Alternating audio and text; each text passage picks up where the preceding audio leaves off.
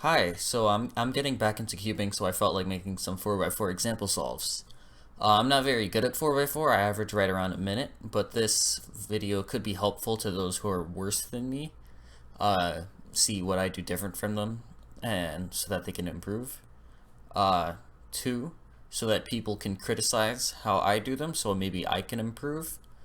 And third, so I can look back on it in the future as like a self-reflection. So I have two scrambles that I'm gonna do, and I'm gonna go through them moderately fast. I mean, I'm not gonna go like full speed, but I'm also not gonna like look at every possible situation that I could do and see which one's fastest. So it'll be realistic-ish. The scrambles will be in the description. Sorry about my terrible webcam, but oh well. I'm gonna try not to mess these up. That'd be embarrassing. I use Yao with basic, yeah, always white cross. So I'm pretty normal in that regard. Go ahead. I don't know. We'll see. So I look at white and yellow. I usually start with the white center. Unless there's a really good yellow center, but there seems to be here basically nothing. What the heck just happened to my webcam? All right.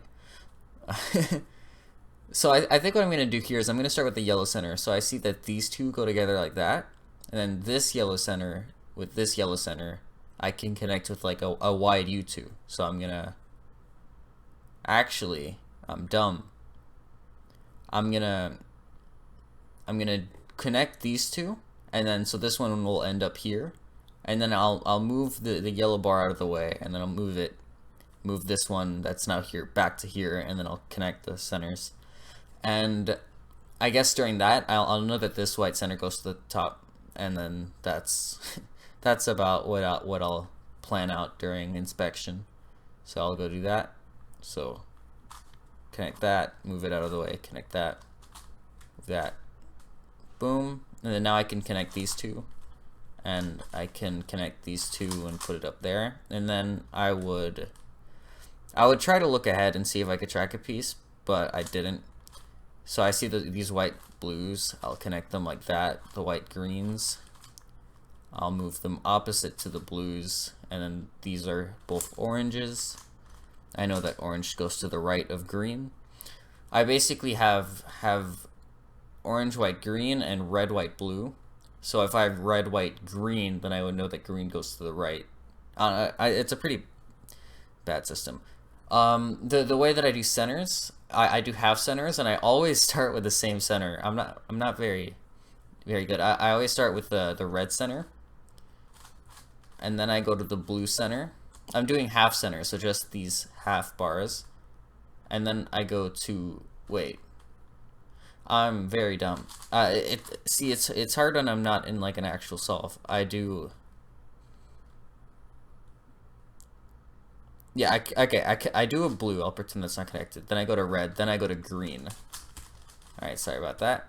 And then I connect the red at the bottom. That's easy enough. And then I connect blue there. And then my orange and green are already solved. That's easy enough.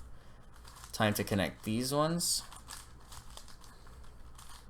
Like that. That's easy enough. Orange. I'm saying that's easy enough a lot. So I did the white slice, and I'm looking for the white orange. It's there. During that, I'm going to be looking for the white red. It's there. I'm going to put that there. Blue orange is... Where is it? There it is. That was bad. White orange is there. So I think what the pros do is they slice that over, they put a garbage edge in, and then they slice that back. And now they have a different one here so that they can put that one in. But if I was actually in a solve, I probably would have sliced. I'd be in a U, I'd slice back, take out the edge, and then slice down. But those are some strats. Blue, yellow, the blue, red's right there. Green, okay, everything seems to be already connected. I'm not gonna talk about F2L or whatever because you should know about that, but I'm still gonna do this in case I come up with anything interesting for parity.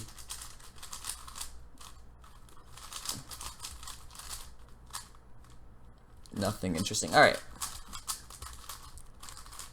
So that's the first one. F2 prime.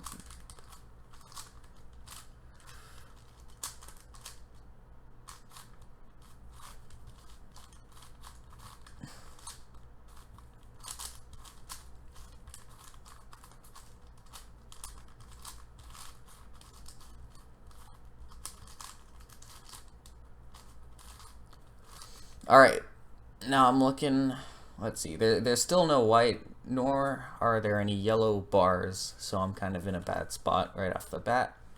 These two yellows connect easily, and then, yeah, what I'm gonna do is I'm gonna connect these two, and then this one will go up here, this one up, will go to here. I'll do a U2 so that this one will be here, connect that one, and then move that one down. It's probably, yeah, it's very inefficient, but it's what makes sense in my head. And then I see the two whites here, I'll connect those, and then like that. I see the white green here. Where's the other white green? It's there. Move that there. The oranges there, and the blues there. That was easy enough. Blue, and I go to red. Remember, I'm making half bars. And I go to green, and then I connect the red ones, connect the blue ones, and orange, connect those up like that. When I have an L here, I want to make it so that the center goes into like the middle of the L, like that, and then I can move it and slice back. The white red is already connected, that's nice. Green red. Look for green yellow, that is there. So similar to what I did, I'm gonna, instead of what would be the more intuitive thing would be to slice back, get it out, and then slice, so that now you can use it. But what I'm going to do is I'm going to slice those together, put in a garbage edge, and then put those together. So the green reds are still connected, but there's a different one here, and the green yellow's already solved.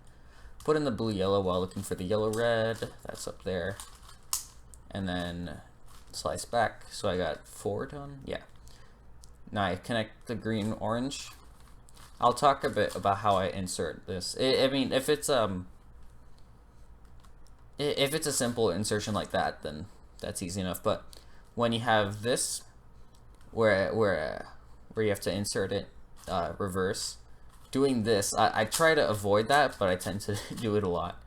I mean, it's very bad ergonomically. FU prime F is better, but it's kind of hard to look ahead. And, so that you have that. So what I usually end up doing is putting it front and doing that algorithm. Oh, I forgot what I'm doing. And then slice this way, and then put the blue orange there. Again, if I was looking ahead, I would have done that, but say I just do that, blue red. Okay, so here, these are my last two, so I put them in like that, slice over, flip it, put that back, and then I'll go through.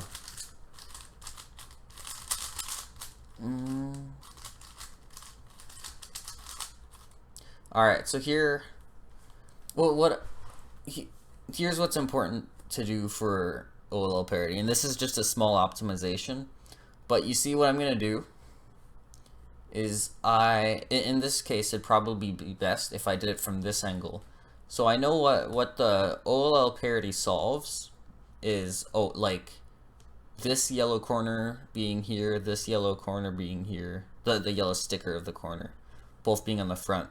So if they were on the front, I know that they get twisted to be solved, and I'd have like the two edges flipped OLL case. But since they're not like that, I'll know that I'll end up with them being here.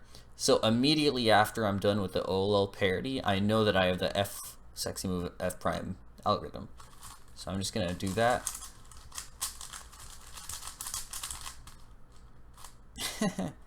That was smart.